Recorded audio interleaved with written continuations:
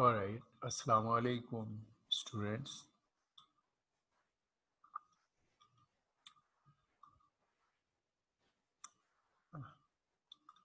अस्सलाम वालेकुम स्टूडेंट्स, आप मेरी आवाज़ सुन सकते हैं और स्लाइड्स देख सकते हैं।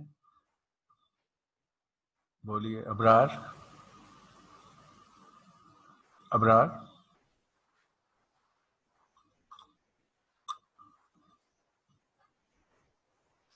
Ehtesham, hello. Abrar and Ehtesham, can you hear me please? Sophia, hello.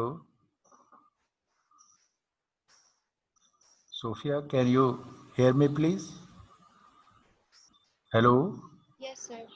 Okay, और स्लाइड भी नजर आ रही है आपको?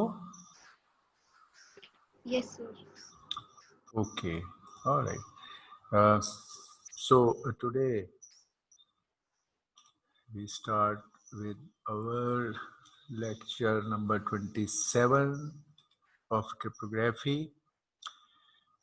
The topic for our today's discussion, first of all, any questions from the previous material you want to ask? आप लोग कोई सवाल पिछले मटेरियल से जो हमने कवर किया था, कोई सवाल पूछना चाहते हैं? Okay, no question. ऑलराइट, तो आज का हमारा टॉपिक है मॉडर्न ब्लॉक साइफर में। मॉडर्न ब्लॉक साइफर जो ब्लॉक बेस्ड हमारे साइफर्स थे, DES AES, सिमेट्रिक की क्रिप्टोग्राफी में जो हमारे ब्लॉक साइफर्स हैं in the modern times like DES AES, हम उसके बारे में आज डिस्कशन करेंगे कि इन ब्लॉक साइफर्स में पहले तो हमने इनकी एनक्रिप्शन एल्गोरिदम सीखे, डिक्रिप्शन एल्गोरिदम सीखे, ये चीज़ें, और हमने अक्सर एक ब्लॉक को प्रोसेस करने की डिटेल को समझा। एट टाइम्स मैंने आपसे ये भी कहा कि actual document is much bigger than a block. तो जब डॉक्यूमेंट का साइज बड़ा है एक ब्लॉक के साइज से, तो हमें उस डॉक्यूमेंट को ब्रेक करना होता है into pieces which correspond to the block size,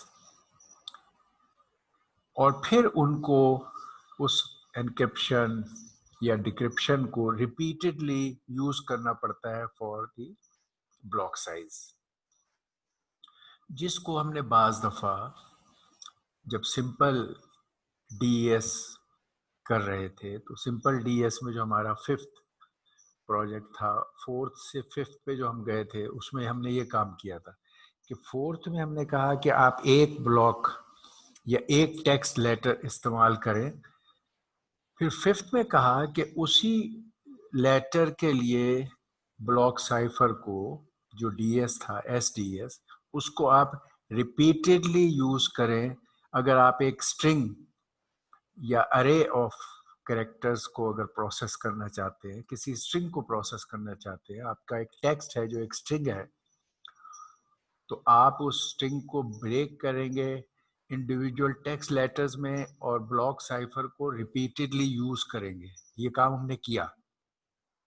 that was one example of symbol modes of operation जो हम आज कर रहे हैं। इनफैक्ट आज के मोड्स ऑफ ऑपरेशन में जो पहला मोड है वो वही सिंपल मोड है जो हमने बाय डिफॉल्ट यूज करते हैं, यानी कि ब्लॉक साइफर को इटरेटिवली यूज करें और डॉक्यूमेंट को ब्रेक कर लें ब्लॉक के साइज में।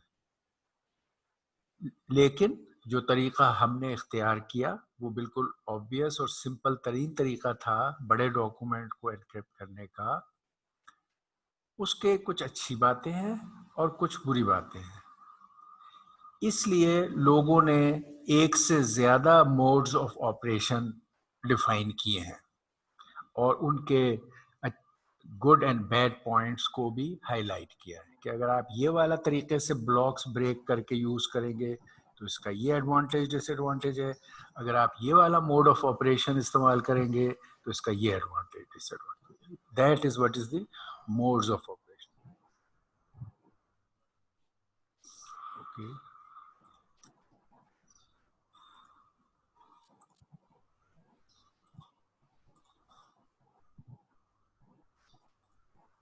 और अच्छा, इसमें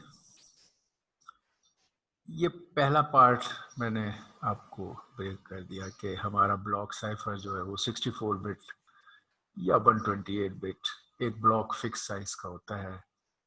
तो हमने अगर आर्बिट्री साइज का हमारा डाटा है, इन प्रैक्टिस हमारा आर्बिट्री साइज का डाटा होता है, ब्लॉक के साइज का नहीं होता, उसको ब्रेक करके यूज करने के लिए हम ये मोड्स ऑफ ऑपरेशन यूज करते हैं जो डिफाइन किए गए हैं in the standard as ANSI X3.106-1983। ये उस स्टैंडर्ड का रेफरेंस है, ANSI standard modes of use कहलाते हैं। इसकी डॉक्यूमेंट FIPS 81 है और इसमें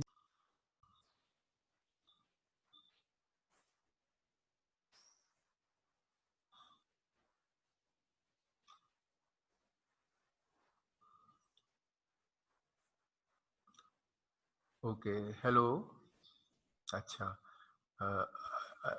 we are again, we I think we got little disturbance. Are we now back? You can hear me and you can look at the slide.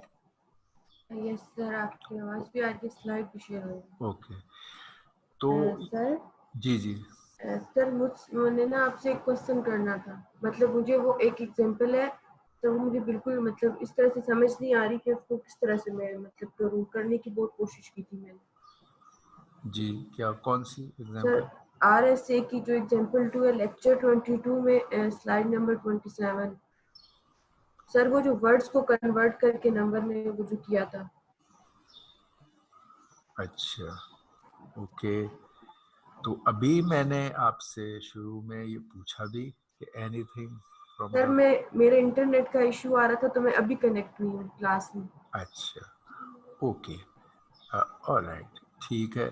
ये है RSA की example जिसमें आपने बताया, एग्जांपल 2 जिसमें क्या था, व्हाट वाज द थिंग जो हमने कैलकुलेट सर, करने को, जिसमें वर्ड को नंबर में कन्वर्ट किया था और उसके बाद उसको कैलकुलेट करके मतलब साइफर टेक्स्ट में किया था, फिर अच्छा, साइफर टेक्स्ट को प्लेन हाँ टेक्स्ट हाँ, में किया था। अच्छा अच्छा अच्छा, ओके ओके ओके, चले, जी सर। सर वो वैल्यूज ही बहुत ज्यादा बड़ी आ रही है, इस वजह से कह रही थी। अच्छा, तो ओके, वैल्यूज को कैलकुलेट करना इज वन एस्पेक्ट, अच्छा ओके, और वो कैसे है या क्या चीज है और वो अलग से हम दोनों को ले लेते हैं, दोनों चीजों को कर लेते हैं। ठीक है, मैं ये स्लाइड खत्म करके we can go and look at that, जी ठीक है, सर। ओके। तो इन मोड्स ऑफ ऑपरेशन में उन्होंने 4 मोड्स ऑफ ऑपरेशन डिफाइन किए जब ये इनिशियली मोड्स ऑफ ऑपरेशन बने इस डॉक्यूमेंट में, लेकिन उसके बाद AES और DES के कॉन्टेक्स्ट में ज़रूरत महसूस हुई और एक और 5th मोड डिफाइन किया गया जो काउंटर मोड के नाम से जाना जाता है। हम देखेंगे कि वो मोड क्या है, काउंटर मोड। तो वो काउंटर मोड है जो 5th मोड फिर इसमें बताया गया, और इसके अंदर उन्होंने दोनों केसेस लिए। अगर मल्टीपल ब्लॉक्स के साथ चीज़ों को हैंडल करना है तो कैसे करेंगे, और इन सम केसेस उन्होंने स्ट्रीम साइफर के भी मोड ऑफ ऑपरेशन डिफाइन किए। तो जबकि हम बिग डॉक्यूमेंट को ब्रेक कर रहे थे ब्लॉक साइज में और हम बड़े डॉक्यूमेंट्स को एनक्रिप्ट डिक्रिप्ट करना चाहते थे, लेकिन पैरेलल में ही जब ये काम किया गया तो प्रोविजन फॉर स्ट्रीम साइफर भी उसमें बिल्ड कर दी गई और प्रोवाइड कर दी गई। तो इस तरह स्ट्रीम साइफर भी इसमें एड्रेस हो जाएगा। अच्छा, अब ये वो 5 मोड्स ऑफ ऑपरेशन हैं जो हम आज स्टडी करेंगे। ECB, CBC, CFB, OFB, and CTR. Before we go to that, let's address from our previous lecture the question by Sophia, and then come back to this.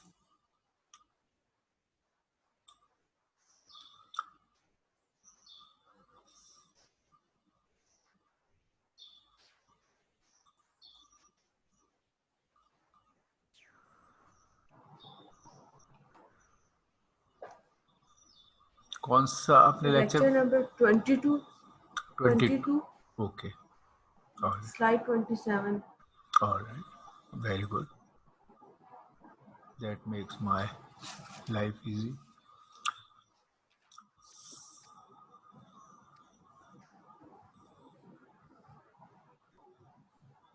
Okay,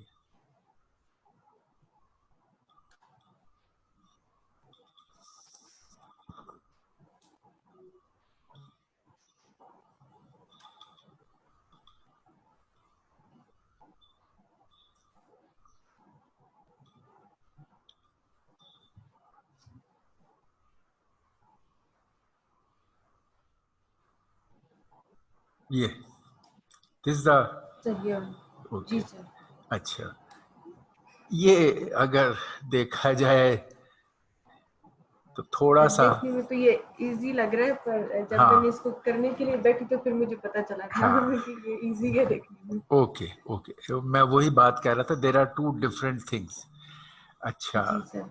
और sir इससे पहले वाली जो थी एग्जांपल 1 सर, वो easy है, मतलब कि उनके सिर्फ पावर लेके मोड लेने, वो इजी है। अच्छा, ये लेना तंग है। लेना इसमें भी पावर ही है बाय द वे, उस लिहाज से तो ये जी उतना ही सर। आसान है, मगर खाली प्रॉब्लम क्या है, नंबर बड़े हो गए। तो आपने यस कहा सर। विच यू सॉ कि जी बेसिकली अगर आपने एनक्रिप्शन या डिक्रिप्शन करनी है तो हमने कहा कि यार इसका तो बड़ा आसान तरीका है इस में कि आप सिर्फ पावर लो एनक्रिप्शन एल्गोरिथम। ये एनक्रिप्शन एल्गोरिथम हमने कहा RSA में जो भी कुछ प्लेन टेक्स्ट है, मैं यहाँ इसको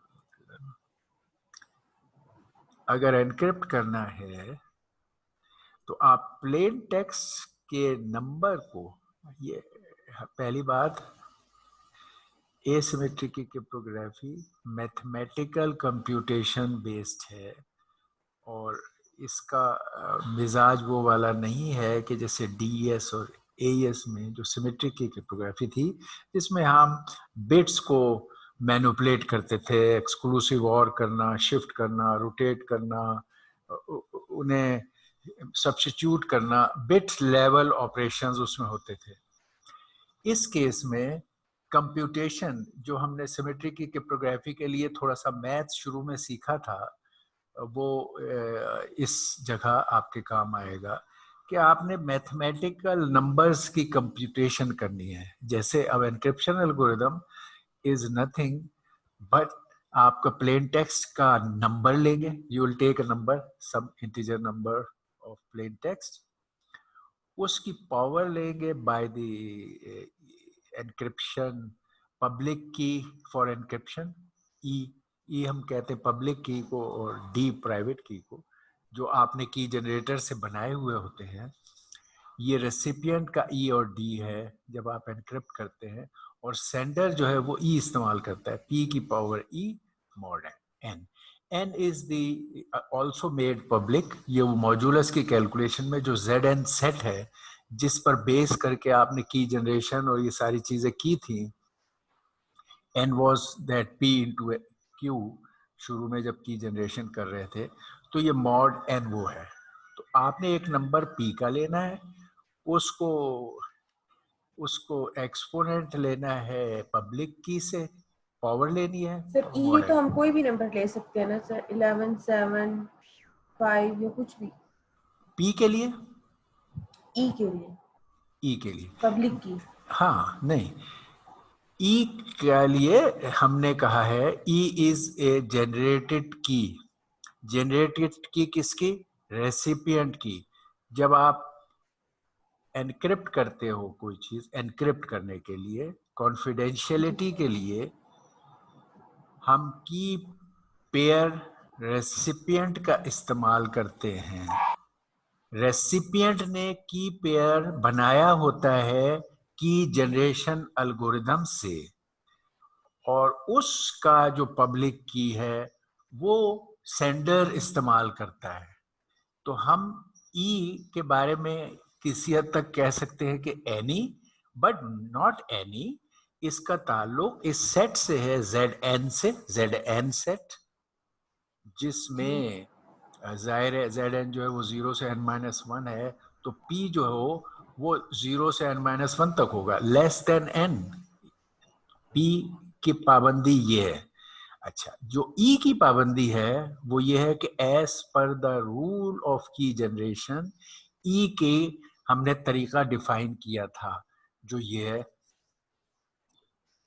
ये तरीका था कि ये जो n वहां पर हम देख रहे हैं ना, जेड एन या मॉड्यूलस n, वो ये n है जो की जनरेटर बनाने वाले ने की जनरेशन में, ये रेसिपिएंट की की बन रही थी, उसने दो बड़े प्राइम नंबर लिए, उन्हें मल्टीप्लाई करके n निकाला, ये वो n है।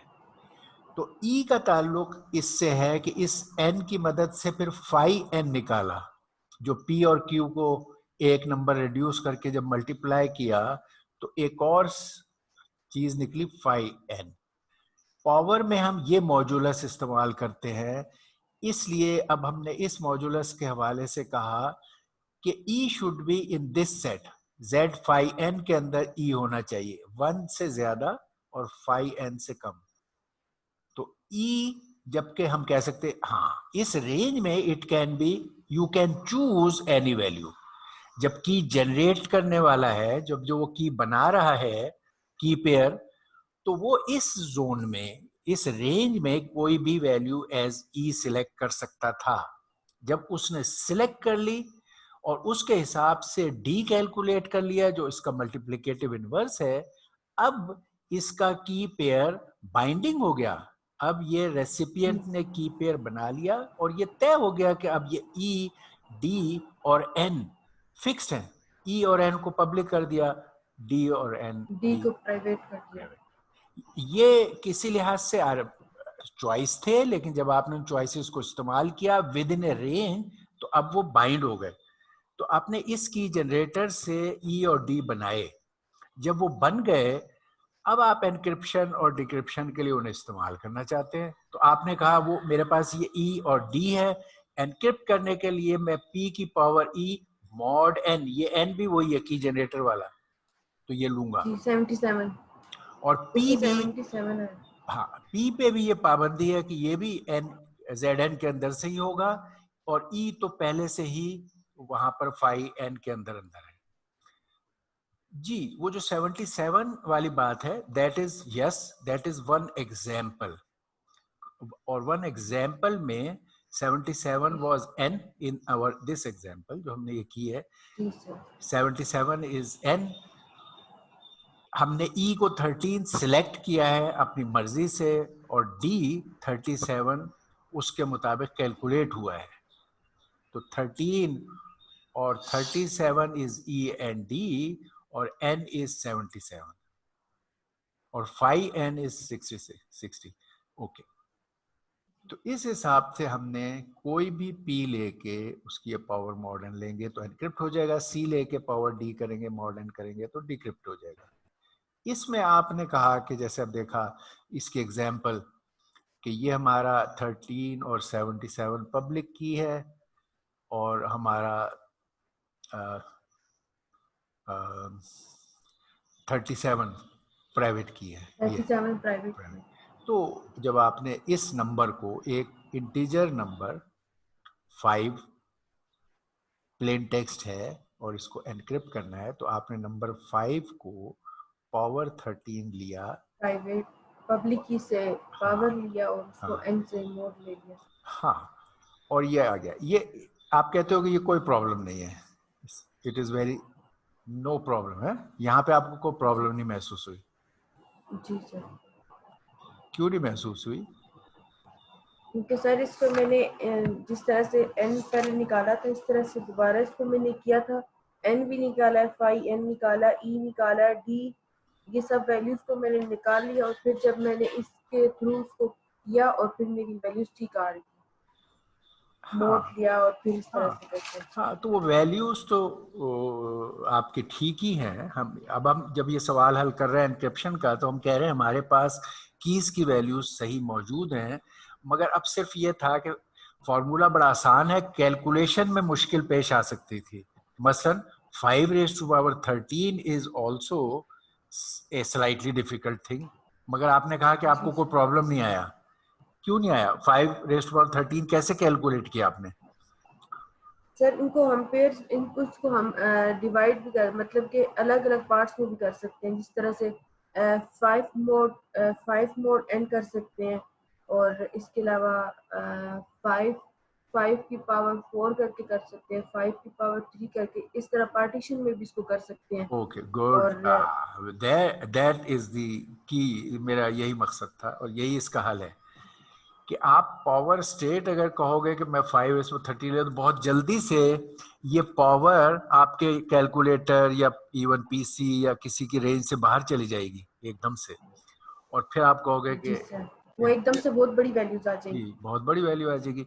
तो आप पहले से ही स्मार्ट टेक्निक्स इस्तेमाल आपने की हैं, कि आप कह रहे हो कि हमने जब मॉड्यूलस सीखा था, तो यू रिमेम्बर कि हमने एक प्रॉब्लम आपको दी थी, डिफरेंट पावर्स के साथ जब कैलकुलेट करना था, तो हमने बताया कि भाई आप के लिए ज़रूरी नहीं है कि आप ये पूरी पावर के साथ करो, आप इसे स्प्लिट करके, अगर आपके पास ये नंबर बड़ा हो रहा है तो आप इसे स्प्लिट करके करो, और दैट विल सॉल्व। पार्टीशंस में इसको कन्वर्ट करना। हाँ, मसलन इवन इस स्मॉल नंबर में हम ले लें कि अगर हमें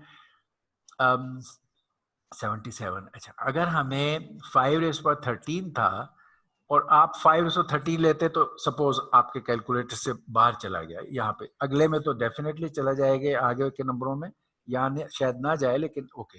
तो आप कहते हो यार मैं इतने बड़े नंबर की पावर लेके इसको सॉल्व क्यों करूं, मुश्किल है। I should group it into some things जिनके रिजल्ट छोटे हों और फिर मैं करूं। तो अब अगर हम देखें तो ये मॉड क्योंकि 77 है, तो अगर 5 को कितनी दफ़ा हम लें तो ये 77 डिवाइड हो सकता है। अ, 5 की अ, 5 की पावर 4, 5 की पावर 3, ये हो जाएगा 12, अम, और नहीं, 5 की अगर आप 3 भी लें वो तो 25 इंटू 5 जी सर। 125, मे बी 3 भी ली जा सकती है। आगे देखें तो 4 से भी शायद काम हो जाए, लेकिन सपोज आप जी 3 सर। से ले लें। 5 की अगर हम 3 से लें, मैंने इसको खाली इस n से बड़ा करने के लेवल तक सिर्फ लेके गया हूँ, ताकि मैं हर दफा मॉड लेके उसको दोबारा छोटा कर ले। आप मॉड से फायदा है कि आप हर पीस को छोटा कर सकते हैं, डील करने में वो एक आसानी हो जाती है। तो मैंने देखा कि 25 तक तो इससे छोटा रहता है, तो मैंने एक और 5 से मल्टीप्लाई किया, 125 इससे बड़ा हो जाएगा, तो okay may be that's a good thing.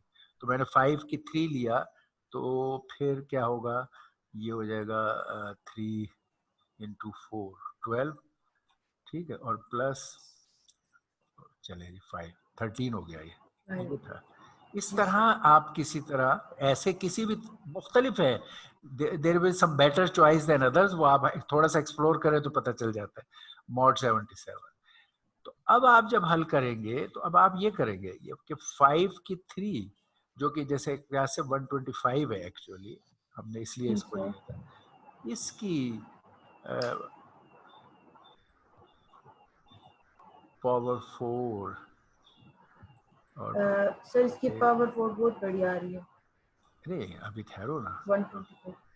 हम क्यों वो करें, हम अभी जी हम ये सर। करते हैं ना, हमने तो इसको किया ही इसीलिए था, ये तो एक अलग रह गया, वरना तो हम ये मॉड इस पे ले जाएंगे 125, हम तो किया इसीलिए था 125 जी सर। मॉड, यही तो हमने प्रॉपर्टी इसकी देखी थी सर। हम तो इस पे मॉड अप्लाई करना चाहते हैं ताकि ये नंबर छोटा हो जाए, और फिर इसकी पावर 4 लें, और आगे भी बाहर फिर भी mod 27 अपनी जगह कायम रहता है। अब ये +5 चले, लेट्स सी ये भी है। ये आपने देखा, ये असल में की पॉइंट था कि हम 5 की 3 का मॉड, फिर 5 की 3 का मॉड, फिर 5 की 3 का मॉड ले तो वो छोटे नंबर रहेंगे और उन छोटे नंबरों को ऐड करके फिर मॉड ले लें। तो असल में आपने इसका मॉड लीजिए, क्या होगा 77 से 125 का, देखिए 77 से ये डिवाइड करो 77 के साथ, 77 ओके 8 48 ओके। एक और 5 का भी ट्राई कर लेते हैं। खैर ये भी, इससे भी काम हो जाएगा, लेकिन लेट मी ट्राई अनदर 5। 625 हो जाता है, 5 की पावर 4 ले तो 625। हाँ 625। तो इसको अगर 77 से देखें, ये we are trying different numbers, ठीक है। तो ओके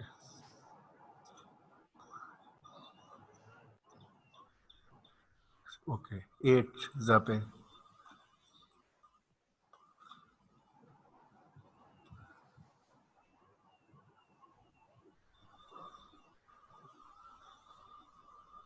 ओके 61 ओके। ये ज्यादा बेहतर चॉइस आ रहा है, चले ये बेहतर चॉइस आ रहा है। तो हम यहाँ 4 की 3 कर लेते, वो दोनों तरह काम हो जाना था, यहाँ 48 हो जाता तब भी ठीक। 4 की 3 थोड़ा सा ज्यादा बेहतर, छोटा नंबर दे रहा है हमें। ये 4 की इससे ही हो जाएगा 9। ये है 625 है, 625 को मॉड पहले आप कर लेंगे तो ये 9 है। असल बात ये है 625 को पहले मॉड कर ले तो 9 की पावर 3, ठीक है 9 की पावर 3 और +5 ये अलग है। Do you see that? ये सवाल छोटा हो गया। जी सर, जी सर। तो अब आप 9 की पावर 3 तो वैसे स्मॉल नंबर है, उसमें 5 ऐड करें, मॉड लें 77। तो ये आंसर आपका देखें, टैली कर लेंगे आ जाए। यही अप्रोच ये हमने किया था जब मॉड्यूलस किया था, तो आपको ये प्रॉब्लम बहुत सारे दिए थे, पावर्स को कैसे स्मॉलर। उन्हें असल में की पॉइंट क्या है कि किसी भी चीज की, मैंने आपसे बताया था x की पावर r और मॉड n अगर है मॉड n, तो आप x की मॉड n लेके पहले पावर r ले सकते हो।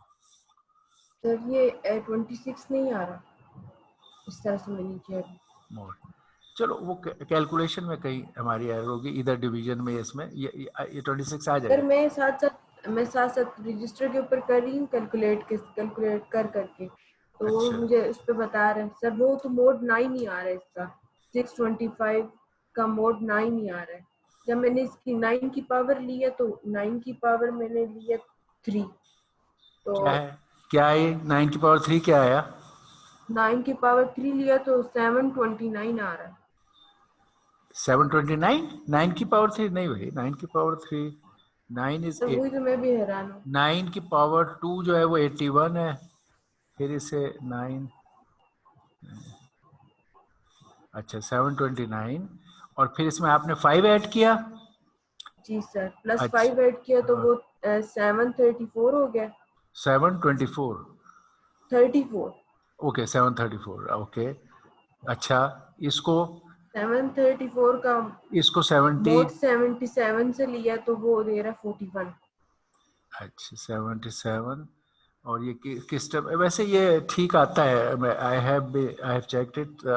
ये हम जी सर। शायद गैर जरूरी डिटेल में जा रहे हैं, लेकिन ओके लेट्स, अगर आपने इसको ट्राई कर लिया है और फिर स्टक हो जी आप सर। इस पे, तो फिर कर लेते हैं।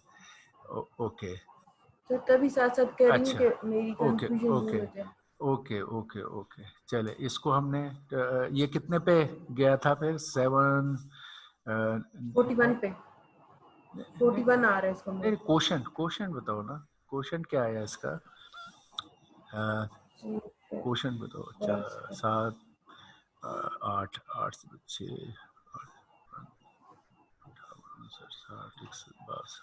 62 9 से 6 9 से 63।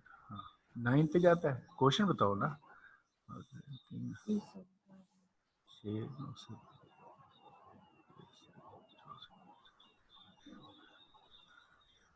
Yes sir 9।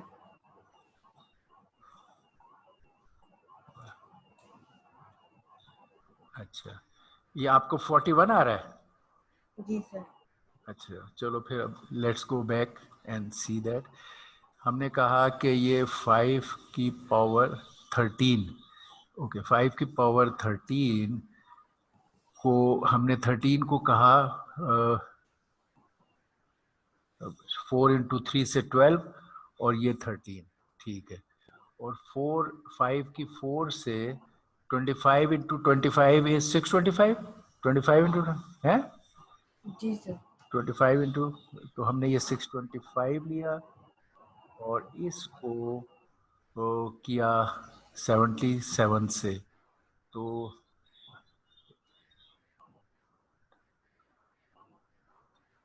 ये हमने यहाँ गलती नहीं की। 8 से 5 8 से 56 नहीं सर 8 ही आता है, 8 से 62 करेंगे तो फिर 60 मोड 9 आएगा। 61। अच्छा 5 मोड 8 से 56 ओके 9 और एक 2 9। तो हमारा ये आ गया 9। 9। ओके 9 की पावर 3 से हमारा आया ओके इसमें 5 हमने किया।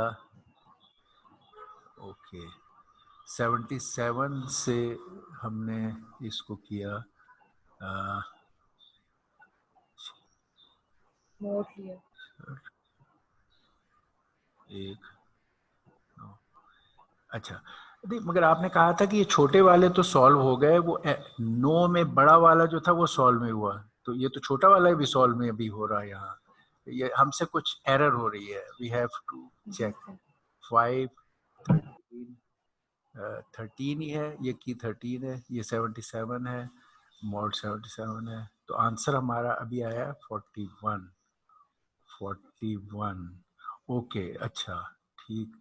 अगर हम इसमें 26 करें 41 में 26 करें ओके 67। अच्छा हमारे यहाँ एरर है। We can check that. हमसे शायद यहाँ मिस्टेक कोई हो रही है। 5 की पावर 4 में 25 इंटू 25 आपने चेक कर लिया 625। जी सर। अच्छा यहाँ हमने 4 या 12 किया है। ये 13 है। 5 ये 4 625 की डिवीजन हमने 77 से ठीक की है। 9 है। Okay we will check. This should be correct. ये कोई इसमें हमें वो नहीं है फॉर्मूला और उसके लिहाज से सही है। मे बी कोई अभी समथिंग ये पर सर मैं अभी इसको डायरेक्ट करके देख रही हूँ तो उसपे इसकी वैल्यू बिल्कुल ठीक आ रही है। हाँ तो ये डायरेक्ट कैलकुलेट तो कर रही हूँ तो बिल्कुल वैल्यू ठीक आ रही है। तो फिर ये सही है। ये सही है। ये अभी हमारे यहाँ पे ना ये जो हम नंबर अभी ऑन द लाइव कैलकुलेट कर रहे हैं हमने यहाँ पे कोई मिस्टेक की हुई है इस तरह की। देखें जैसे 48 से आप ट्राई करो ये तो अभी वो आ जाएगा। वो लगा वो ये डिटेल भी अब ये माइनर डिटेल वाली है कैलकुलेशंस की। इनमें हमारी यहाँ की एरर है जो आई will find out and I give you next time. आप डायरेक्ट से कह रहे हो कि ठीक आ रहा है। आपका क्वेश्चन बेसिकली तो नो का था। मैं तो खाली आपको इसके इस हिस्से में दिखा रहा था। यहाँ पे हमारे यहाँ जी कैलकुलेशन सर। एरर है। You should be able to find otherwise I will find. ये हम जो यहाँ जी मल्टीप्लाई सर। और ये सब्ट्रैक्ट और ये डिवाइड कर रहे हैं हमने यहाँ पे मिस्टेक की है। 5 की 13 से में ये जी सर। 26 आएगा। ठीक है। अच्छा इस 26 को हम फिर 37 भी इसी तरह से लेंगे। अब 37 को ब्रेक करेंगे कि हम 26 को देखेंगे। ट्वाइस 26 को करने से ही नंबर बड़ा हो जाएगा 77 से। तो हम 26 की पावर जी सर। 2 को लेकर भी ये काम कर सकते हैं। 26 की पावर 2 को लेकर और 2 से 18 टाइम्स कर लें। ठीक है। और 36 हो जाएगा प्लस फिर 26 लिख लें। ये हो जाएगा और फिर इसको मॉड 77 ले। और ये मॉड 77 असल में फिर सिंप्लीफाई करने के लिए मॉड 77 को हम यहाँ ले जाएंगे। 26 को जब स्क्वायर करेंगे तो ये नंबर छोटा हो जाएगा. Sometimes you might even try other power, जैसे मैंने यहाँ ट्राई की थी 2, तो 26 की 3 ट्राई करके और फिर उसके साथ आप दूसरा नंबर लेके, और यहाँ पर पावर हो सकता है सिंगल ना आए, 2 ज्यादा आ जाए. और but that is the key कि you can have big numbers broken in this way, कि जिनके साथ आप इटरेटिवली यूज करेंगे तो यही काम छोटा हो जाएगा. एक्चुअली आप क्या इसमें कह रहे हो कि आप कह रहे हो कि मैं 26 की पावर 2 का मॉड ले रहा हूं बार बार, 26 की पावर 2, ठीक है, 26 की पावर 2.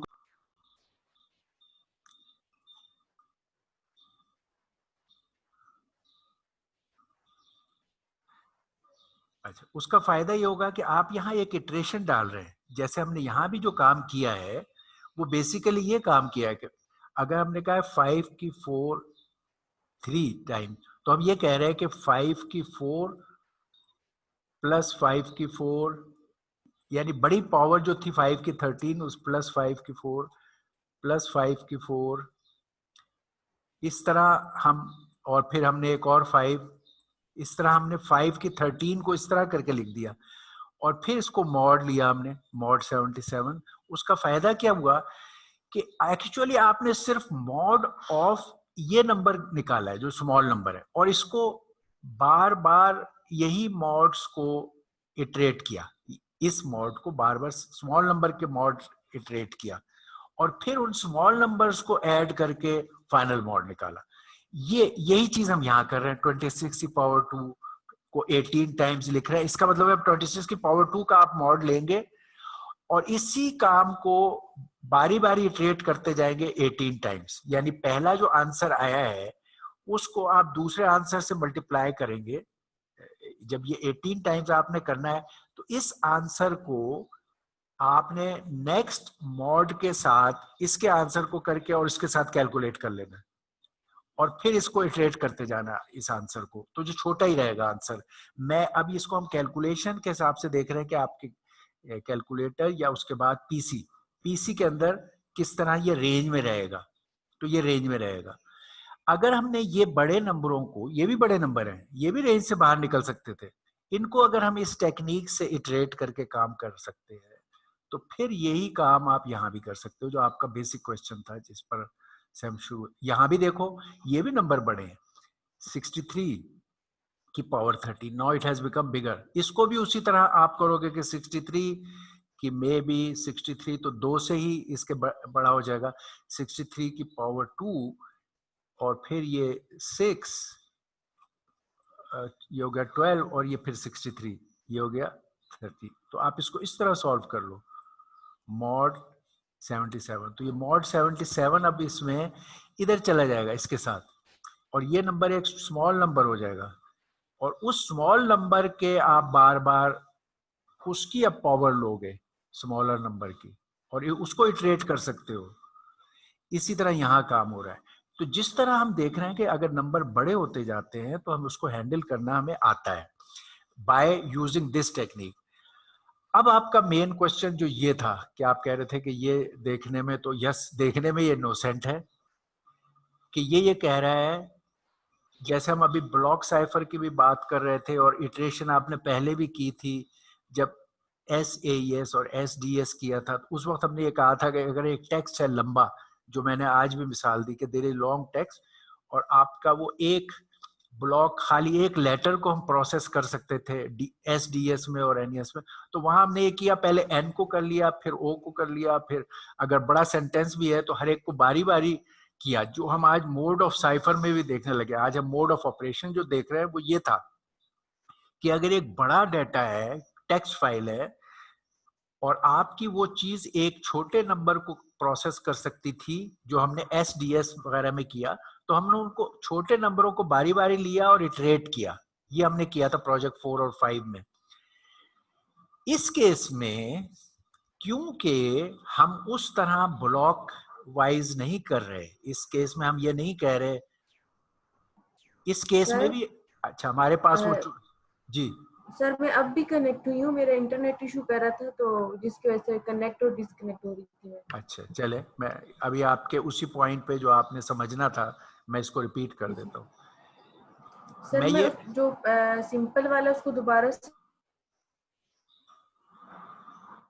अच्छा सिंपल वाले को तो हमने कर लिया, बड़ी डिटेल से कर लिया मैंने, उसी के और भी एग्जाम्पल देख ली। ये जैसे मैंने कहा अगर ये करना है 63.13 तो पावर 13 तो ये मॉड 77 है, तो इसको आप इस तरह स्प्लिट करके 63 को 6 दफा इस एक्टिविटी को कर लोगे ऐड करके, तो इस तरह ये एक सिंप्लीफाइड वे ऑफ सॉल्विंग हो जाएगा। ठीक है ना। इसी तरह ये 28 37 इसको भी 28 के 2 या 3 जितने से भी 77 से ये क्रॉस करता है 2 से करेगा, तो इसको भी आप 28 की पावर 2 और फिर ये 18 और फिर ये 28 और ये सारे का मॉड 77 करेंगे। तो ये नंबर जैसे ये टेक्निक जो शुरू में हमने डिस्कस की थी, इसीलिए वो वहीं पर डिस्कस कर ली थी जो 5 वाले नंबर की, वही टेक्निक आपके बड़े नंबरों पर इटरेट करके आप यूज कर सकते हो। इसके लिए बाकायदा एल्गोरिथम लिख सकते हो कि आप क्या कह रहे हो। आप ये कर रहे हो जैसे इसमें भी, यहां पर भी हम ये कर रहे हैं कि आपने कहा आपने निकालना था असल में 63 इंटू 63 इंटू 63, ये चीज आपने लिखनी थी 13 टाइम्स, ये 63 13 टाइम्स लिखनी थी और इसका मॉड 77 लेना था। ये काम आप कर रहे थे यहाँ। ठीक है, ये बड़ा नंबर है, मैं इसको उसको आप इस तरह कर सकते हो कि आप जैसे मैं ये पेयर कह रहा हूं ना, आप इन दो से एटलीस्ट कोई नंबर लो ताकि आपका ये अच्छा इस 2 से आपका कोई आंसर आ गया, दैट विल बी से स्मॉलर आंसर, मे बी 50 60 30 कोई भी नंबर आ गया, it will be less than 77 कोई नंबर आ गया। अब वो नंबर लेट्स से 54 आ गया, आई डोंट नो। अब आप आगे इस नंबर को, ये आंसर आ गया, इस नंबर को और इस नंबर आप नेक्स्ट नंबर से मल्टीप्लाई करोगे इससे, फिर मॉड ले लोगे क्योंकि मॉड तो हर स्टेज पे आपको अलाउड है।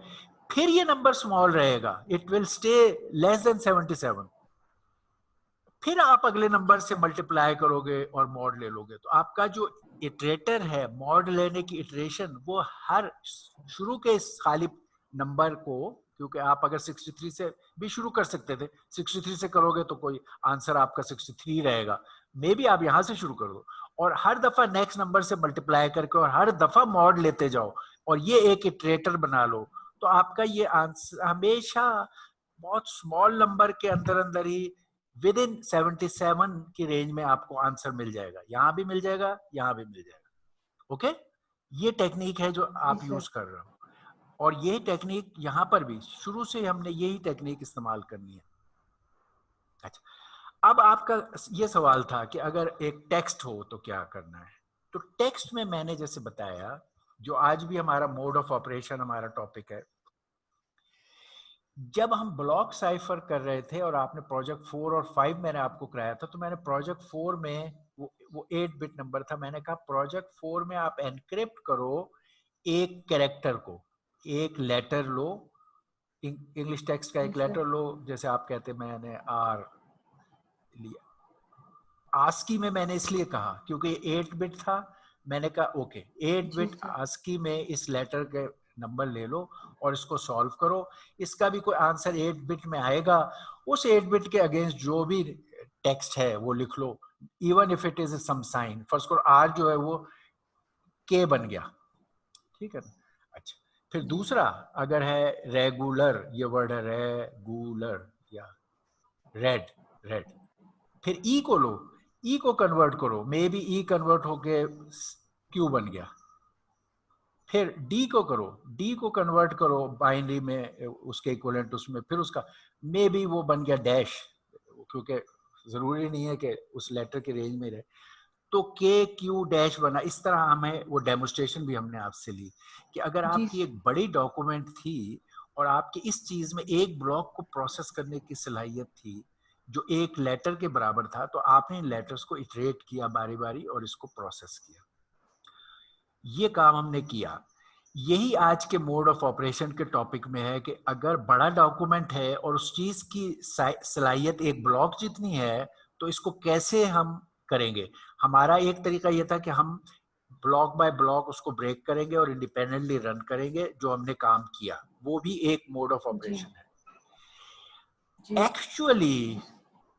एक्चुअली आप यहां पर भी ये कर सकते हो, यहां पर भी आप ये काम कर सकते हो कि आप जो जब अपने प्रोजेक्ट में करोगे, और आसान तरीके से हम कर रहे हैं क्योंकि स्मॉलर नंबर हमने लिए हैं, स्मॉलर कैलकुलेशंस हैं, तो हम ये वाली टेक्निक वहां भी कर सकते हैं। जैसे अब आपके पास ये नो या कोई डॉक्यूमेंट थी, no objection on that, let's, एक बड़ा वर्ड था नो ऑब्जेक्शन टाइप, जी तो सर। हम यही कर सकते थे जो हमने एसडीएस में किया है कि आप पहले एन के अगेंस्ट ये सारा प्रोसेस जो अभी आपने सीखा, पी पी का सीखा है ना जी आपने, सर। पी का जो जी 5 था, सर। उसी जी प्रोसेस में सर। एन के अगेंस्ट इसको पूरे को रन करें जो कि 13 है, और आप इसको जी रन करके निकाल लें। फिर ओ के अगेंस्ट रन करें, सिंपलर आपके केस में जो था उसको कर ले। फिर इसी तरह ओ बी ऑब्जेक्शन, उन बारी बारी करते जाएं, और बिल्कुल उसी तरह जैसे एसडीएस में किया था, आपके एनक्रिप्टेड आंसर्स भी आ जाएंगे और डिक्रिप्टेड भी आ जाएंगे। तो एक तरीका मोड ऑफ ऑपरेशन का जो वहां हमने सीखा, वो भी यहाँ इस्तेमाल हो सकता है। मतलब इसकी भी जो हमारे पास ये आया है, इसको ब्रेक नहीं, करके फिर ये इनके नहीं है। मोड लेके। हाँ, मैं कह रहा हूं एक तरीका ये हो सकता है जब कभी इंफॉर्मेशन बड़ी हो, जैसे कि हमने यहाँ काम किया जी था सर। एसडीएस में, कि इसको ब्रेक करें एक एक को, और इसके ब्लॉक के साइज की चीज जी को जी। प्रोसेस करें और उसे ट्रेड करें। ये एक तरीका था वर्ड बाय वर्ड, जो हमने सिंगल वर्ड। एस हाँ, वर्ड बाय वर्ड, जो हमने एसडीएस में इस्तेमाल किया था। हम कैरेक्टर बाय कैरेक्टर अपने प्रोजेक्ट के लिए, क्योंकि हम प्रोजेक्ट सिंप्लीफाइड उसके साथ कर रहे हैं, तो हम प्रोजेक्ट में भी ये कर सकते हैं कि हम वर्ड बाय वर्ड लें। ये जैसे ये नो है, इसमें पहले एन लें उसको प्रोसेस करें, फिर ओ लें उसको प्रोसेस करें। अच्छा, जी सर। यहाँ क्या दिखाया गया, अब ये देखें, यहाँ ये दिखाया गया है कि हम सिंगल वर्ड की बजाय ज्यादा वर्ड्स भी ले सकते हैं। क्यों? क्योंकि ये RSA works on numbers and it is suppose to be working, जैसे हमने देखा है, हमने पीछे बना भी लिया algorithm, on large numbers. It can comfortably work on large number, और बल्कि इट इज डिजायरेबल कि हम उनको लार्ज नंबर्स पे वर्क कराएं।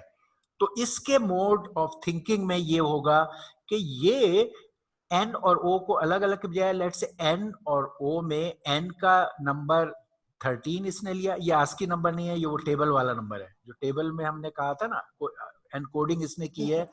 0 से और 25 तक जो आपके थे, ए से लेकर और जेड तक। ये इसने इसमें से एन के अगेंस्ट 13 निकाला है, ये एन है, और इसके अगेंस्ट ये जी नंबर सर। 13, और ओ के अगेंस्ट 14। इसने अपनी एनकोडिंग ये की है, यहां एनकोडर लगा होता है, एनकोडिंग के ऑप्शन है, जैसे हमने कहा था एक एनकोडिंग का ऑप्शन एस की, और फॉर ईच नंबर एक एनकोडिंग का ऑप्शन, इस टेबल का नंबर और उनको एज ए इंटीजर लिखो, और उन्हें इकट्ठा करके दोनों इंटीजर्स को एक बड़ा इंटीजर बना लो। यहां पर उसने ये किया है, इसने पहले इसका 13 लिखा, फिर इसका 14 लिखा, और इस पूरे को एक बिग इंटीजर बनाया 1314, क्योंकि ये बिग इंटीजर्स पे प्रोसेस करना आरएसए को या एसिमेट्रिक की क्रिप्टोग्राफी को सूट करता है, ये उसकी स्ट्रेंथ को और बढ़ाता है। और इसको फिक्र नहीं है कि नंबर बड़े हो जाएंगे, क्योंकि इसने ये टेक्निक जो अभी मैंने आपको यहां सिखाई, इसने अपने इन टेक्निक से अपने एल्गोरिथम को लिखा हुआ है फास्ट, जो मैं बार बार कहता भी हूँ, और उनको भी फास्ट प्रोसेस करने के लिए इसने बड़े ऐसे एल्गोरिथम जिसमें इसको नंबर का मसला ही ना हो, और ये कर सकता है प्रोसेस और फास्ट कर सकता है, इसने वो हल निकाला हुआ है। इट डजंट माइंड के नंबर बड़ा हो जाए।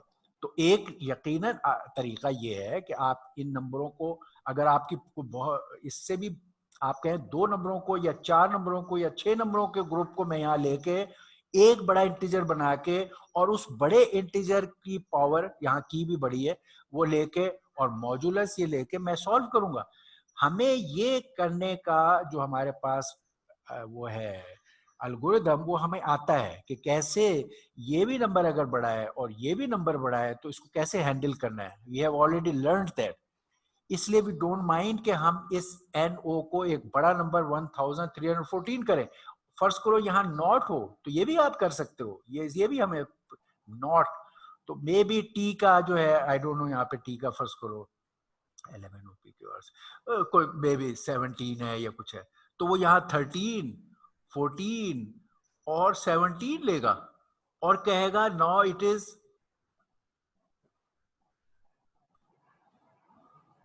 1,31,417। वो इस नंबर को एक सच अ बिग नंबर लेगा और उसकी पावर लेगा।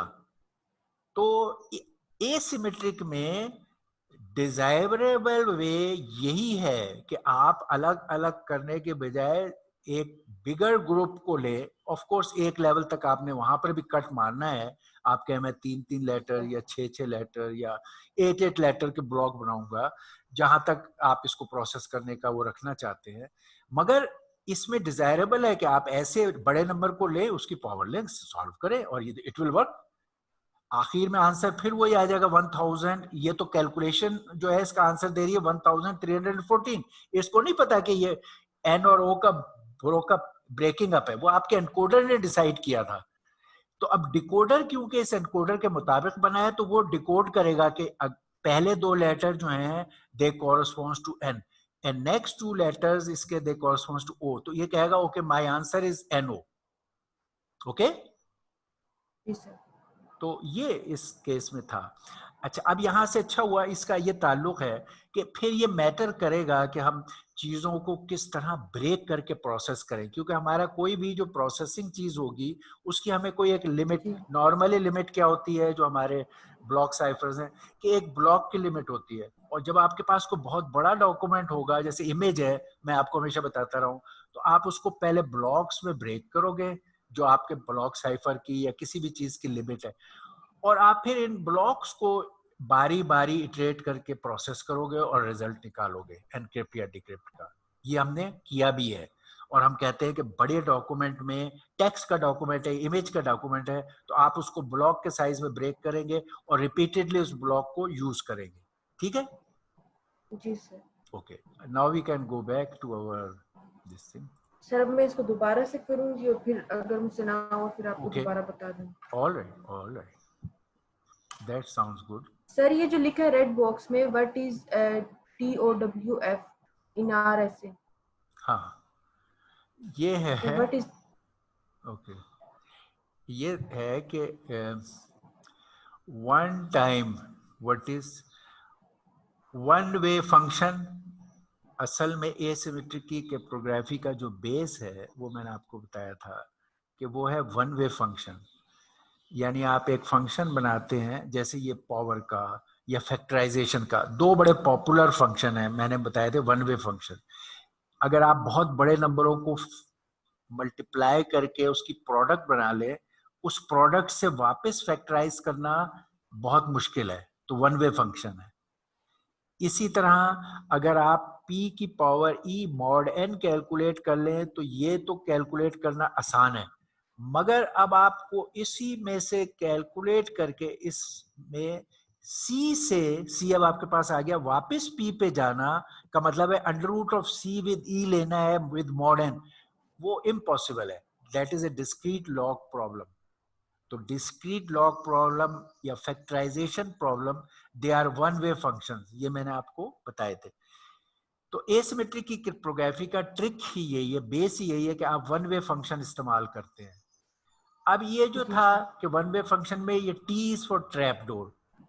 अब वन वे फंक्शन में अगर आपके पास ट्रैप डोर है तो फिर आपका मामला बड़ा वो हो जाता है आसान। ट्रैप डोर आपके मामले को आसान कर देता है। ट्रैप आसान कैसे करता है, ये हमारे नेक्स्ट उसमें होगा कि आपके, इसको मैं बड़ा कर लेता हूँ, यहीं पर ही कर लेते हैं कि मैंने इसकी एग्जांपल्स भी आपको दी हैं, उसमें कराई हैं कि जैसे ये n है, फैक्टराइजेशन का problem, n is equal to p into q. ये हमने एक फैक्टराइजेशन प्रॉब्लम किया था, शुरू में दो बिग नंबर्स लिए p एंड q, और हमने कहा p एंड q दो बहुत बड़े प्राइम नंबर आर्बिट्रेरली आपने लिए, इनको मल्टीप्लाई करके n जो बना, n आपने पब्लिक कर दिया कि ठीक है एवरीबॉडी शुड हैव n।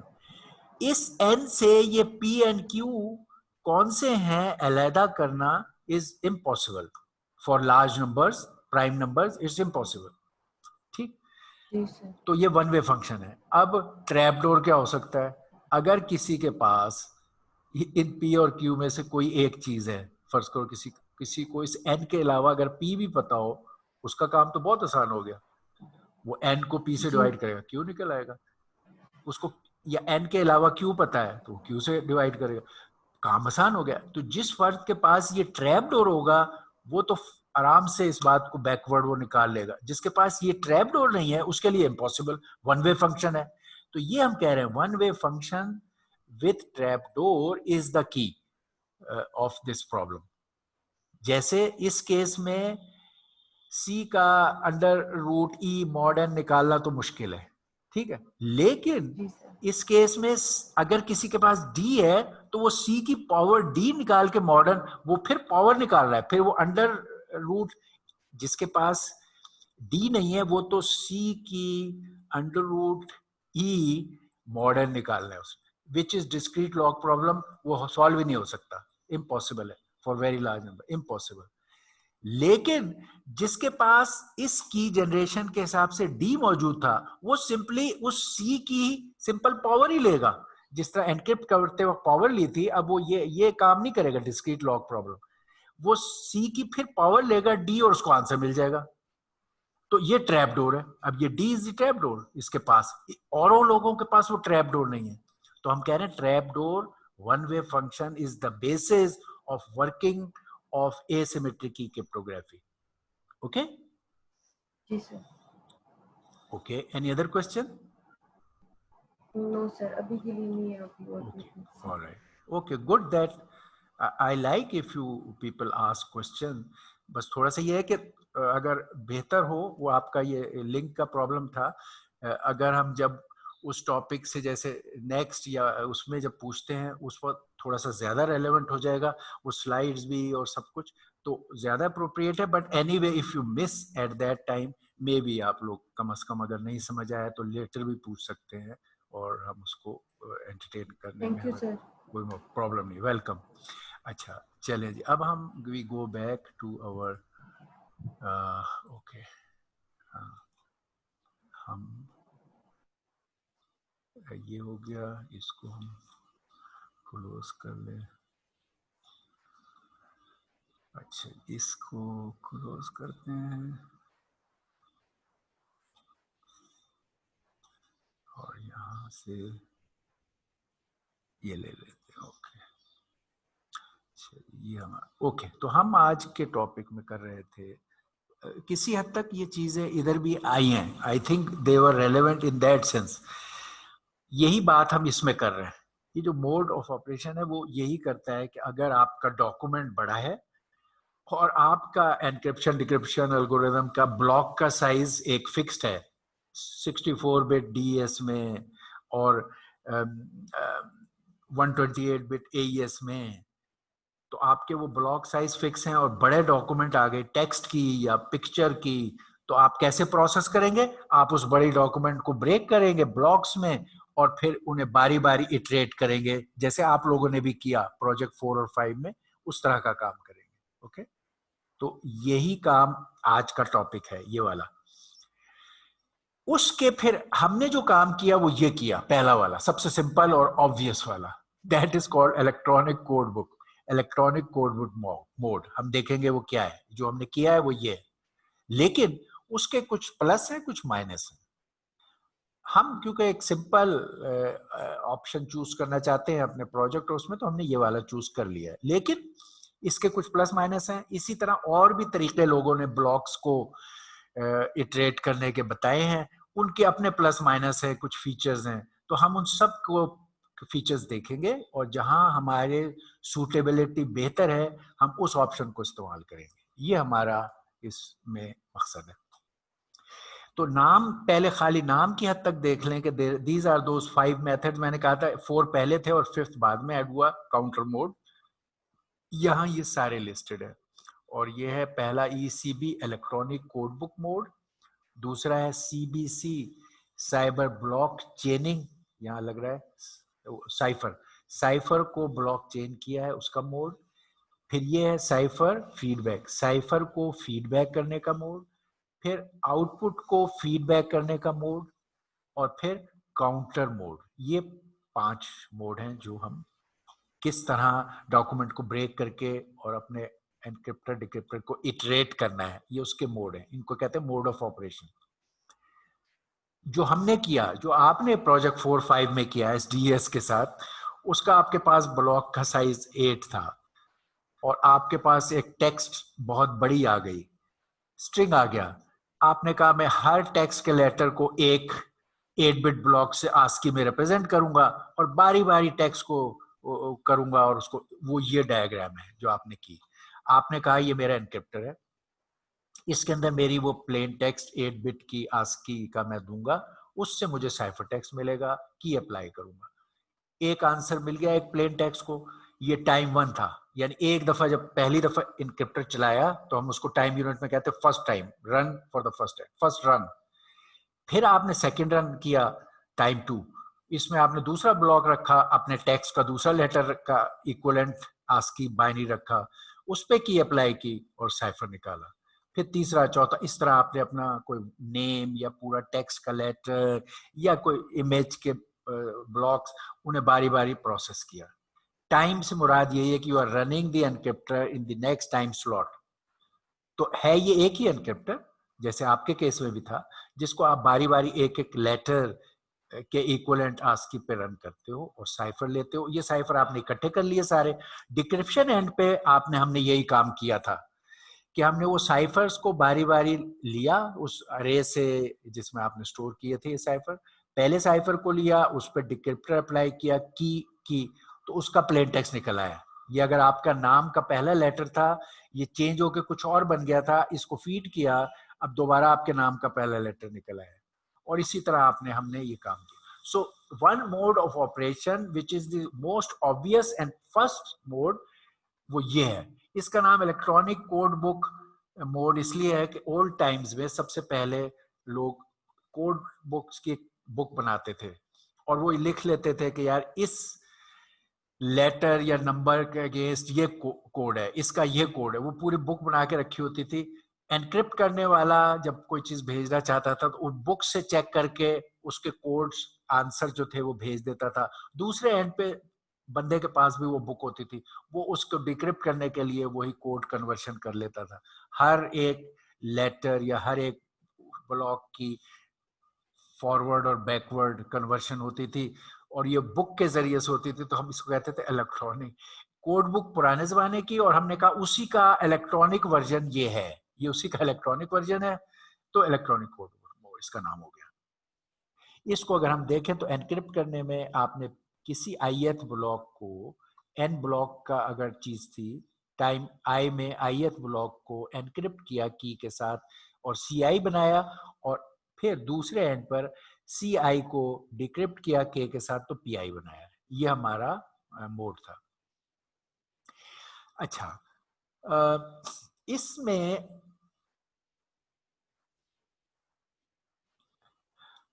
अच्छा इसमें हमने वो एक हर एक वैल्यू को करते हैं। ये हमने बाद में हम देखेंगे कि ये चीज जो है ना, वो अगर एक सिंगल वैल्यू, सिंगल ब्लॉक या फ्यू ब्लॉक्स को एनक्रिप्ट करना हो तो उसके लिए ये मेथड ठीक है और अच्छा है और इसके कुछ प्लसेस भी हैं।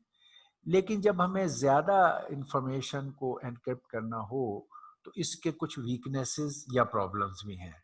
तो वो हम दोनों एडवांटेज और डिसएडवांटेज देखते हैं। इसकी खराबी ये है कि एक ब्लॉक के अगेंस्ट हमेशा एक स्पेसिफिक आंसर होगा। तो अगर इनपुट में कोई ब्लॉक या कोई लेटर एक से ज्यादा दफा इस्तेमाल होगा तो साइफर टेक्स्ट में भी उसका आंसर वही रहेगा, क्योंकि हर दफा वो उस ब्लॉक का को इंडिपेंडेंटली हम ट्रीट कर रहे हैं, तो वो आंसर सेम होगा। इससे लोग जो फॉर्मेटेड डॉक्यूमेंट्स हैं, जैसे आपने एक टेबल बनाई हुई है पे स्लिप्स, पेज के लिए या समथिंग के लिए, ये टेबल एक बनाई हुई है ये इस तरह की, और हेडिंग है उसके, और एक खास फॉर्मेट है कि जी यहाँ पर ये नेम है, इधर नेम है, ठीक है ना, इधर उसका रोल नंबर या एम्प्लॉयर नंबर है और इधर पे है, ठीक है। अच्छा, इसकी फॉर्मेट जब आप ब्लॉक्स वाइज करोगे तो ये खास फॉर्मेट है कि यहाँ पर एक ये चीज है, फिर यहाँ पर ये चीज है, यहाँ पर ये चीज है, यहाँ स्पेस। अच्छा, और आपको एक बिहेवियर नजर आएगा, तो आप देख सकते हो कि आप एनक्रिप्टेड डॉक्यूमेंट को डिक्रिप्ट तो नहीं कर सकते, मगर आपको पता चल रहा है कि एनक्रिप्टेड डॉक्यूमेंट में यहाँ पर तो एक जैसी चीजें हैं, ये टेबल की या हेडिंग की, और ये वो जगहें जो चेंज हो रही हैं जिसमें डाटा फिल हुआ है। अच्छा, और इनमें आपको पता है कि इस टेबल में लास्ट रो में पे की वैल्यू है, इधर नेम और वो है, तो आप इसमें ये चीज देख सकते हो कि ये आइडेंटिफाई हो जाएगी कि अगर कोई, ये पता चल जाएगा कि अगर ओके किसी केस में यहाँ पर जिसकी पे 1 है उसकी यहाँ वैल्यू 1 सी अपेयर होगी, और जिसकी वैल्यू दूसरे की ज्यादा है वो दूसरी अपेयर होगी। तो आप यहाँ हर ब्लॉक को लिंक करके एक्सप्लॉइट कर सकते हो कि ये एक दूसरा बंदा है, उसकी पे ज्यादा है, आपको पता है इस पोजीशन में डिक्रिप्ट नहीं कर सकते, बट यू नो कि ये उसकी पे का इंफॉर्मेशन है और ये मेरी पे की इंफॉर्मेशन है, और आप इसको स्वैप कर दो या स्वैप ना करो, ओके, आप ये वाली वैल्यू यहाँ पर लिख दो इन एनक्रिप्टेड फॉर्म। आपको की तो नहीं पता, मगर आपको ये ब्लॉक आपने आइडेंटिफाई कर लिया, क्योंकि वो एक किस्म की चीज का डाटा एक होता है और इस पोजीशन में आप लिंक कर सकते हो। इस तरह का जो ये हर ब्लॉक बाय ब्लॉक जिसमें सेम इनपुट का आंसर सेम आउटपुट हो, इस तरह का रिलेट करके आप मामला को एक्सप्लॉइट कर सकते हो। ये इसकी खराबी है कि same input give you same answer and you can exploit it. अच्छा, इसके लिए ये क्योंकि हर ब्लॉक इंडिपेंडेंट है, इसके लिए अब हमें कोई हल ढूंढने हैं जो आगे आएंगे कि इसको कैसे हल करें कि सेम इनपुट के लिए सेम आउटपुट ना मिले। हाँ, एक दफा आप एक इनपुट दो तो उसका एक आंसर है, और दूसरी दफा इनपुट दो तो दूसरा आंसर है। जो हमने किसी हद तक उस वक्त भी कोशिश की थी कि जब हमने मल्टी मोनो अल्फाबेटिक के बजाय मल्टी वो किया था, उस वक्त भी हमने इस किस्म के एफर्ट की कोशिश की थी कि एक ही आंसर ना आए, उसको लोग एक्सप्लॉइट कर लेते। इसका हम आगे मोड में देखेंगे कि इसका क्या हाल है। एनीवे, इस मोड के कुछ अच्छाइयां भी है, वो ये हैं, वो ये है, ये तो खराबी थी ना कि आप एक ब्लॉक को मॉडिफाई कर सकते हैं, इसकी खराबी। अच्छी में एरर प्रोपोगेट, ये प्रॉपर्टीज हैं, एरर प्रोपोगेट नहीं होती। क्या मतलब कि आपने अगर यहां पर आप ये क्या करते हो, ये एनक्रिप्ट करते हो, ये चीज है, फिर दूसरा करते हो ये चीज, अब इस पूरे ब्लॉक ऑफ साइफर टेक्स्ट को आप दूसरे एंड पे भेजते हो, इन्हें एक सीक्वेंस में आप दूसरे एंड पे भेज रहे हो, और दूसरे एंड पे ये रिसीव करेगा और इन ब्लॉक्स को फिर अलहदा करके और उनको डिक्रिप्ट करेगा इस केस में। तो ये वाले में ये अच्छी बात है कि एरर प्रोपोगेट नहीं होगी। यहां पर C1 आपने भेजा, यहां फिर इसके बाद C2 भेजा, फिर आपने C3 भेजा, फिर आपने CN भेजा, और फिर दूसरे एंड पर इनको उसी साइज से कट कर करके यहाँ फीड किया डिक्रिप्ट करने। अगर आपके किसी भी एक ब्लॉक में, फर्स्ट को इस ब्लॉक में कोई बिट में एरर हो गई, यहाँ एरर हो गई थी आपके जब आपने भेजे थे ये ब्लॉक, इस एरर का इफेक्ट खाली इस प्लेन टेक्स्ट पे पड़ेगा, बाकी सारे आपको रिजल्ट सही देंगे, ठीक है। तो एरर प्रोपगेट नहीं होती, एरर लोकलाइज टू एक ब्लॉक रहेगी। फर्स्ट करो अगर ये कोई आपका नाम या कोई टेक्स्ट थी जिसको आपने एनक्रिप्ट किया था, तो आपने ये आंसर में अगर एक लेटर थोड़ा सा डिफरेंट भी हो जाए तो आप फिर भी उस टेक्स्ट को पहचान लोगे कि अच्छा ये माय नेम है, मेरा नेम है, या ये सेंटेंस था ही गोज टू स्कूल, और उसमें एक वर्ड ही गोज टू स्कूल में ला एक जगह एस या ई एरर में था, but you will recognize error propagate नहीं हुई, सारा टेक्स्ट डिस्ट्रॉय नहीं हुआ। इस केस में ये फायदा है कि नो एरर प्रोपेगेशन। हम देखेंगे आगे जो मोड आएंगे उनमें एरर्स प्रोपेगेट होंगी और आपको मसले देंगी। ओके, इसी तरह एक हो गया, no this is a good thing, parallel processing. अगर आप ये पैरेलल प्रोसेसिंग के लिए अच्छा है, आप सारे पैरेलल प्रोसेसिंग को जानते हो, अक्सर कई क्रिप्टोग्राफी वाले लोग नहीं भी जानते, वो शायद इस बात को अप्रिशिएट ना कर सकें, you can appreciate it better, कि इसमें क्योंकि हर ब्लॉक इंडिपेंडेंट प्रोसेस हो रहा है, किसी एक की डिपेंडेंस नहीं है। पैरेलल प्रोसेसिंग ये होता है, अगर एक का रिजल्ट दूसरे के इनपुट में इस्तेमाल हो तो पैरेलल में आप प्रोसेस नहीं कर सकते। ये हमने पैरेलल प्रोसेसिंग की डिपेंडेंसी जब कहा था, जो मैंने आपको बताया था कि अगर आप, मैंने पैरेलल प्रोसेसिंग में आपको ये बात हमने डिस्कस की थी कि अगर ए प्लस बी से सी पैदा हो रहा हो और अगले इंस्ट्रक्शन में सी प्लस चलो डी कुछ भी है उससे ई बन रहा हो, तो हम इन दो इंस्ट्रक्शन को एक साथ एग्जीक्यूट नहीं कर सकते, क्योंकि ये वाली इंस्ट्रक्शन इस इंस्ट्रक्शन की आउटपुट को इस्तेमाल कर रही है, ये पैरेलल में नहीं चल सकते। हाँ, अगर ये ए प्लस बी सी था और ये सी यहां ना होता और ये डी प्लस के इज इक्वल टू ई था तो नो प्रॉब्लम, दोनों पैरेलल में एग्जीक्यूट कर देंगे, कोई डिपेंडेंसी नहीं है। तो डिपेंडेंसी जो है पैरेलल में रुका, इस केस में कोई डिपेंडेंसी, हर ब्लॉक ने इंडिपेंडेंटली वो होना है। तो अब हम इसमें ये कर सकते हैं कि जो एनक्रिप्टर है इसके हम मल्टीपल इंस्टेंसेस यूज कर लें, इसके मल्टीपल यूनिट्स प्रोसेसिंग के यूज कर लें या सॉफ्टवेयर के थ्रेड्स इस्तेमाल कर लें और हम बहुत सारे एनक्रिप्टर्स के ब्लॉक पैरेलल में चलाएं और अपनी पैरेलल प्रोसेसिंग का मैक्सिमम बेनिफिट लें। जितने भी ब्लॉक है उतने ही पैरेलल में एग्जीक्यूट कर दें और पैरेललिज्म पे आप इसको फास्ट कर लें। तो ये इसमें मुमकिन है पैरेललिज्म से। तो ये पैरेलल प्रोसेसिंग वाइज गुड, क्योंकि हर ब्लॉक इंडिपेंडेंट है, वो कनेक्टेड नहीं है, हर एक आइडेंटिफाइड है। तो ये रैंडम एक्सेस भी हो सकती है कि डेटा फाइल को फील्ड बेस्ड रैंडम एक्सेस भी की जा सकती है। इसमें आपको सिक्वेंशियल एक्सेस करना जरूरी नहीं है क्योंकि हर ब्लॉक इंडिपेंडेंट है। लेकिन इसका फायदा हमने जैसे बताया कि फ्यू ब्लॉक की हद तक ही सही है। जब ज्यादा ब्लॉक हो तो ये वाला प्रॉब्लम जो है ये कि जिसमें वो रिलेट करके फायदा उठा लेते हैं, वहां वो मसला पैदा हो जाता है। ये इसके सारे फीचर्स हैं जो सब जगह सारे ब्लॉक्स के केस में रेलेवेंट है।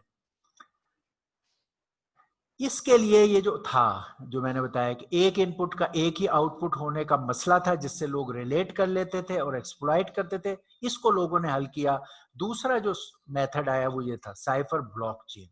इन्होंने क्या किया, इन्होंने कहा हम साइफर जो इधर से निकलेगा, साइफर एनक्रिप्ट होके, हम इसको अगली दफा जब एनक्रिप्टर से गुजारेंगे तो हम पहले स्टेज की साइफर टेक्स्ट को नेक्स्ट प्लेन टेक्स्ट ब्लॉक के साथ एक्सक्लूसिव और करके और फिर एनक्रिप्ट करेंगे। इन्होंने उस मसले को हल किया है। हल क्या किया है, अगर यहां भी प्लेन टेक्स्ट वही था, जैसे आपके नाम में एस ओ आर समथिंग, आपके ये दोनों एक थे, या चलो यहां पे एस ई आर, चलो ये कोई नाम या कुछ था, एस ई, ये दो एक जैसे हैं, ठीक है। अच्छा, अब जब यहां पर आप कैरेक्टर आरसीएम में होंगे ना जी, ये कैरेक्टर आरसीएम में होंगे ना, एस एस ई और आर जी काय में होंगे, आर आर सी में जी, क्या कह रहे हैं, R C double I RCM. Fazal आवाज साफ नहीं आ रही आपकी। आस्की, आप आस्की तो नहीं कहना चाह रहे, आस्की आस्की और सर आवाज आ रही? अच्छा, मैं कह रहा हूं आप आस्की तो नहीं कहना चाह रहे, आस्की। जी सर, जी सर, आस्की, अच्छा हाँ, आस्की एक जो एनकोडिंग की एक टाइप है, जो आस्की इंटरनेशनल कोड इंटरचेंज है, जो आस्की जो ये कर रहा होता है कि कोई भी लेटर या सिंबल या पूरे जो हमारे कीबोर्ड पर कुछ चीजें होती हैं उनके अगेंस्ट कैपिटल ए से जेड और स्मॉल ए टू जेड और 1 to 0 to 9 और डैश, और इन सब के अगेंस्ट लेट्स 8 बिट ASCII में 8 बिट बाइनरी नंबर ये बताता है कि ये, और डेसिमल में भी बताता है और उसके इक्विवेलेंट बाइनरी भी होता है, हेक्स में भी लिख सकते हैं। अच्छा, हमने कई जगह जहां हमारा मामला एक लेटर का था हमने ये भी यूज किया। बहुत सी जगह हमने एनकोडिंग के लिए टेक्निक पहले जब इस्तेमाल की थी तो हमने कहा था A to Z के लिए हमने 0 to 25 का नंबर इस्तेमाल करेंगे। तो ये भी एक एनकोडिंग है, ये भी एक एनकोडिंग है। तो दीज आर एनकोडिंग वे इन कि भाई हम फला लेटर या नंबर को, फला लेटर को नंबर से रिलेट कैसे करना है, ये उसकी एनकोडिंग है। इसको हार्डवेयर में भी लोग एनकोड करते हैं और सॉफ्टवेयर में भी टेबल के जरिए से। They are just encoding methods, ठीक है। अभी हम ये कह रहे हैं कि जो भी कुछ एनकोडिंग है इस्तेमाल हो रही थी वो इससे पहले हो रही है। ये जो पी आ रहा है ये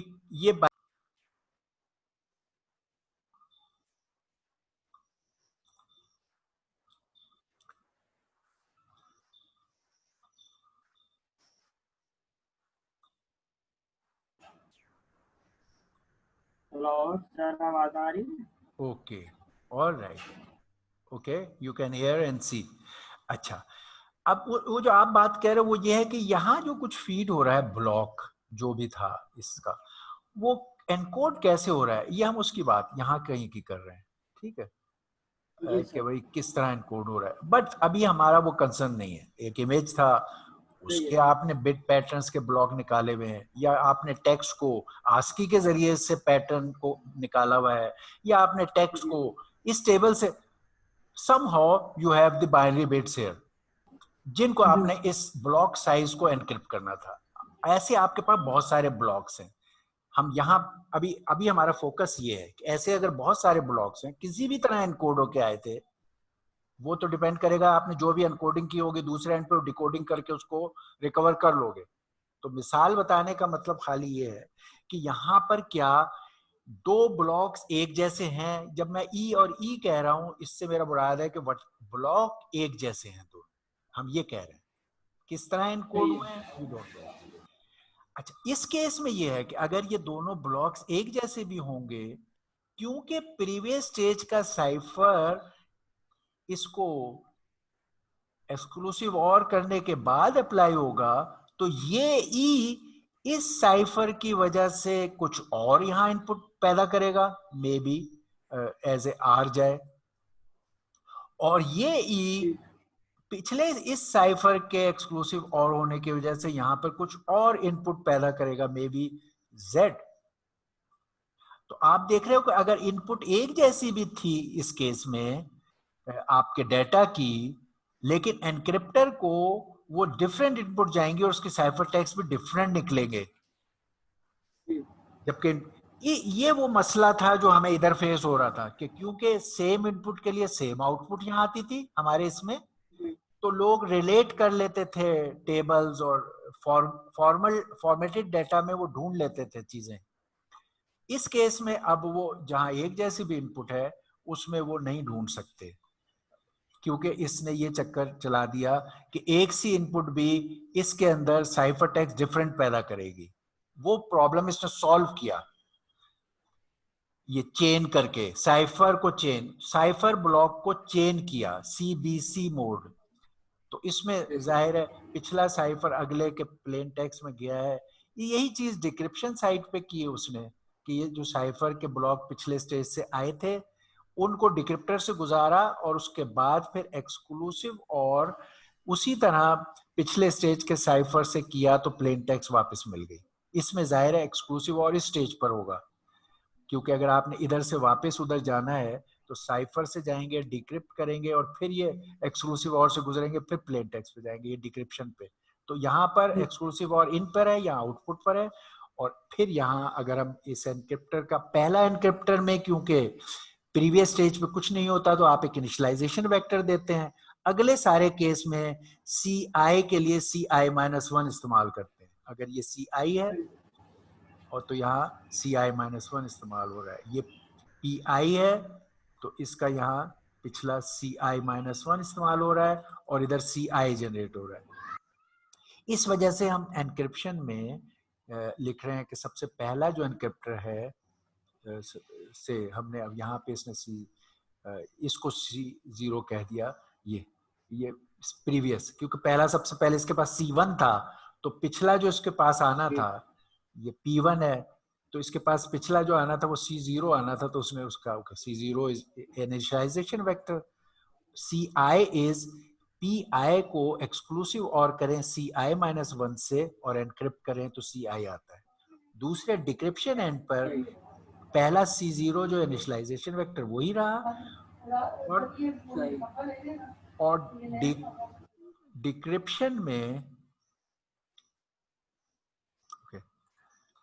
डिक्रिप्शन में आपने डिक्रिप्ट किया। देखो इसको अगर आप फॉर्म एक्सप्रेशन में लिखो तो आप क्या कर रहे हो, यू आर डिक्रिप्टिंग Ci, और फिर उसके अंदर एक्सक्लूसिव और कर रहे हैं Ci-1। इसके अंदर हमने ये वाला काम किया ये, और उधर हम क्या कर रहे थे कि हमने पहले Pi के साथ Ci-1 को एक्सक्लूसिव और किया और फिर एनक्रिप्ट किया। इस एक्सप्रेशन और इस एक्सप्रेशन में फर्क है, लेकिन हमें ये देखना है will we get back Pi, इसमें ये सही मिल जाएगा हमें Pi।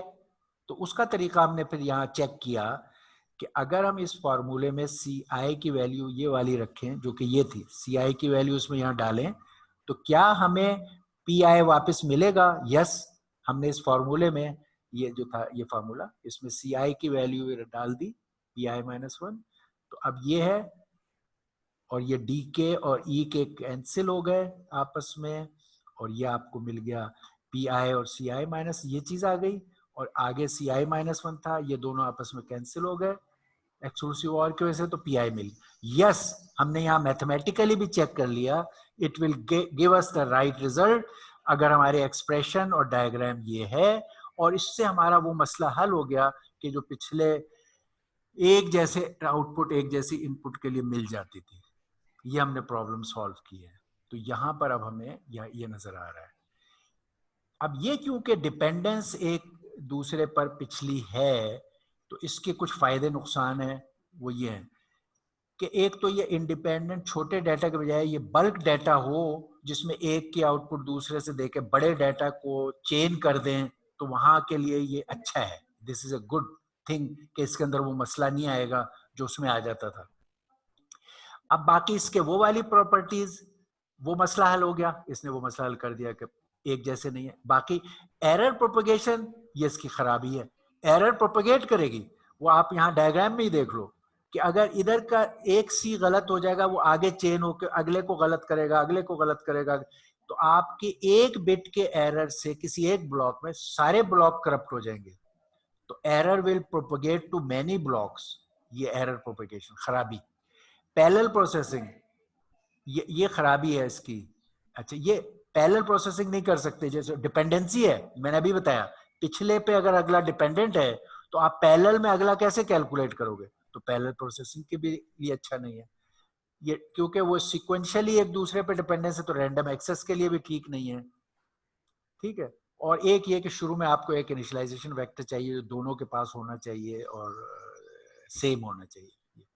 तो आपने जबकि एक मसला हल कर लिया, इन लिहाज से इसकी प्रॉपर्टीज इतनी अच्छी नहीं है। उस केस में वो मसला सीरियस था, लेकिन ये प्रॉपर्टीज उसकी अच्छी थी। तो हमने दो टाइप्स के ये देख लिए कोड, अभी बाकी रहते हैं जो हम नेक्स्ट टाइम डिस्कस करेंगे।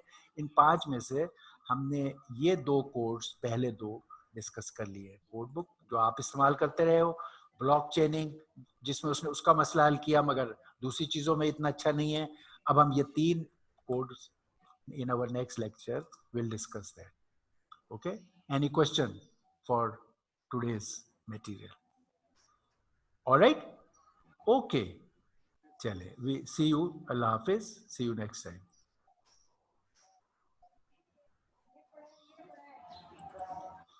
Okay, Allah Hafiz.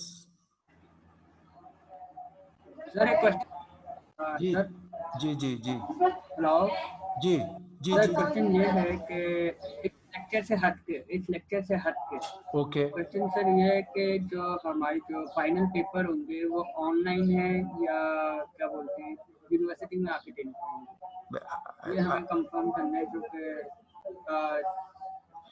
अच्छा अच्छा, इसके बारे में अभी तक I think there is no decision actually. इसका डिसाइड HEC और यूनिवर्सिटीज मिलके लेंगे। There are, it seems there are both chances, there are big chance के फाइनल पेपर इन कैंपस या इस तरह हो जाएं, देर लुक्स लाइक, लेकिन अभी तक कोई डिसीजन नहीं है। और ये डिसाइड HEC के गाइडेंस में यूनिवर्सिटीज करेंगी सारी। As soon as that thing comes we would let you know. Bottom line हम सबके लिए ये है कि we keep learning things theoretically and practically very well, वो हमें करना है। अच्छा, अगर हमने वो किया हुआ है तो अगर हमें वो कहेंगे कि यार आप प्रोजेक्ट बेस्ड एग्जाम जैसे हम पहले ले रहे थे वो ले लें, तो हम आपकी अंडरस्टैंडिंग को प्रोजेक्ट्स के जरिए से चेक कर लेंगे। अगर वो कहेंगे ओके थ्योरेटिकल एग्जाम दीजिए, हम आपकी अंडरस्टैंडिंग को थ्योरेटिकल से अलग चेक कर लेंगे थ्योरी के एग्जाम में, और प्रैक्टिकल लैब में चेक कर लेंगे। तो आपको फोकस ये होना चाहिए कि मैं चीजों को थ्योरी वाइज और प्रैक्टिकली समझ के कर रहा हूं और सीख रहा हूं, और साथ साथ ग्रेड जो काम कर रहे हैं वो अर्न भी कर रहा हूं। बस इस तरह चलेंगे। अभी तक इस पे कोई फाइनल वर्ड नहीं है। There is a big chance कि आपका राइटिंग में नॉर्मल फाइनल एग्जाम हो, there is a very big chance. ठीक है, ओके ओके ओके सर, अल्लाह हाफिज। थैंक यू सर, अल्लाह हाफिज। अल्लाह हाफिज।